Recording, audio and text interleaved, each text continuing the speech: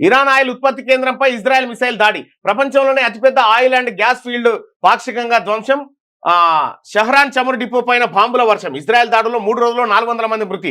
క్షిపణులు డ్రోన్లతో Tel Aviv సిటీపై ఇరాన్ అటాకు, 10 మంది మృతి. ఇజ్రాయెల్ ఎయిర్ స్పేస్ క్లోజ్ అయిపోయిందట. మాపై దాడి చేస్తే మొత్తం సైన్యం దించుతా, ఇరాన్ రాజధాని టెహ్రాన్ ను నామరూపాల్లో కూడా చేస్తా అని చెప్పేసి ట్రంప్ అంటున్నాడు.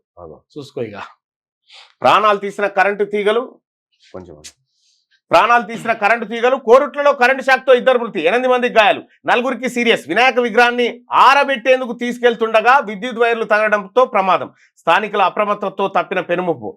అబ్బా, విజువల్స్ ఉన్నాయి, వద్దులే అన్నది బర్న్ అయితే ఉంది. హైదరాబాద్ లో వైర్లు పడి 2 సజీవ దహనమట. మృతులు 2 యాచకులు రోడ్డు పక్కన నిద్రిస్తుండగా ప్రమాదం జరిగింది. చూడు ఎట్లా కరెంట్ షాక్ ఎట్లా అయిపోయింది. అప్పటికప్పుడు ఇప్పుడు ఆ కట్టె తీసుకొచ్చి కొంచెం ఇట్లా కొట్టడం తోటి కొంతమందికి ఆగింది, లేకపోతే ఇంకొంతమంది చచ్చిపోతుండే. ఒకరికొకరు అట్లా చచ్చిపోయారు. ఘోరం జరిగిందన్న ఇది. వెలుగు దినపత్రికలో ఉన్నటువంటి వార్తలు. ఒకసారి ఆంధ్రజ్యోతి వార్తలు చూద్దాం.